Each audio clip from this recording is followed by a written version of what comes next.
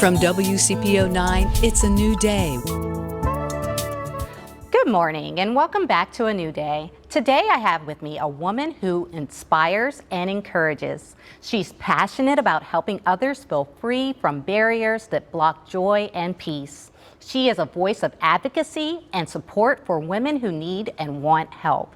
Please welcome Chief Servant Officer of Graciously Seasoned Woman Network Alliance and veteran Venita Thomas. Welcome, Venita. Thank you. It's a pleasure to be here. I appreciate it so much. Yes. Now, I want to get to Graciously Seasoned Women Network Alliance, but first, let's talk about your journey to GSWNA. Okay, sure. Now, you said in an interview that the journey route was unknown, but you knew from the beginning that the destination would be divine and worth it. Yes, ma'am. That was perfectly said. Thank you. Now, I know that you're born and raised here in Cincinnati. Cincinnati, and born, bred, and buttered on both sides. Awesome. And you come from a wonderfully large and loving family. Tell us about that. I do. Well, again, thank you so much for allowing me to be here. So yes, I'm a Cincinnatian. I grew up in the suburb of Evanston, in that community. Okay. I'm a product of Greater Cincinnati Public School System, which I'm very proud to say that I am. And I went to UC, so I'm a Bearcat, but I also went to Xavier. So, you know, I don't care really who wins on the crosstown shootout. I was going to say, who do you root for there? I don't care. You know, I loved both schools. Yeah. But when I was at UC, I didn't find the military found me. Okay. I took a leadership development class and ended up being an ROTC, and I went from reserve to active duty. Oh, wow. So my family, when I served, my family served because they were very much in support of me. Oh, that's amazing. And you've won some awards and you've written some books as well. Tell us a little bit about that. Well, I've written some publications, or force of publications, that had to do with leadership, women development, being an African-American veteran. So I was very blessed to be, you know, featured in Forbes magazine. Wow. So my hats off to Desiree Bennett, who was my advocate there. She made a seat for me at the table. And I talked about what it's like being a veteran, coming back into the transition of back into civilian life. Wow. Unfortunately, I was injured in the line of duty when I was deployed, but I'm still here. Mm-hmm. So I have no complaints, really. Yeah. Got a slight limp, I'll live with the limp because I have my life. Exactly. So I'm okay with that. I love your positivity. You're such an inspiration. Thank you, ma'am. Life wasn't always perfect for you. You went through a lot of challenges, and you said that you call these the necessary lessons that make you the woman that you are today. Yes, ma'am. Tell us about the challenges. Well, there's where Graciously Seasoned came from. So let me answer your question.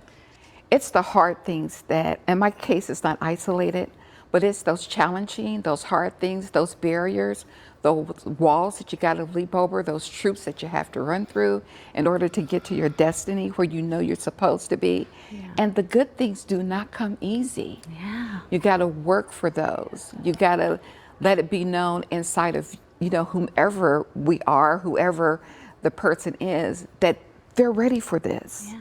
So they got to work through it. Mm-hmm. So the things that I went through, and I won't make no list here, they got to come to the luncheon and conference to hear that. But yeah, I went through some challenges. It was not easy. It was heartbreaking.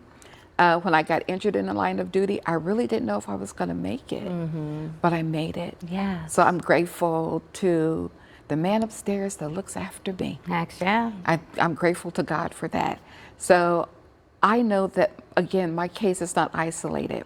So as I began to peer support, I'm very grateful that I'm a certified peer support agent through the state of Ohio, or specialist, as they say, and got to speaking with other veterans.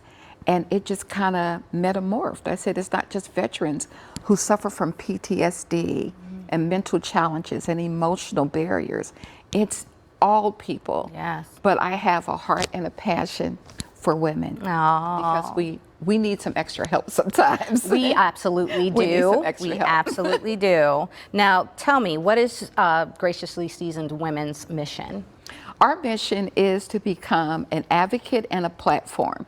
You know, there are barriers or desert, shall I say, when it comes to mental health, food desert, transportation desert, but there's also support and advocacy deserts for women, especially minorities, veterans, but we're ecumenical. We will help anyone.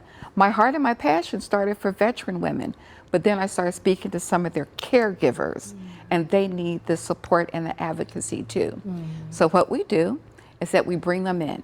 I'm very blessed, if I can use that term, to be able to work with people when it comes to human resources and workforce development issues, because that's one of my majors in school. And when I was at UC, got my first master's, and it's in labor law and employment relations. So how do we become good citizens in the workplace? So I began to teach not just on entrepreneurship, but intrapreneurship. And I'm like, okay, we got to spread this even more. And that's how it got started. So I like to help women who have a story to tell. And that's the advocacy part. Everybody has a lesson to share because you went through something, you know, for some reason. And usually it's not for ourselves, it's for someone else.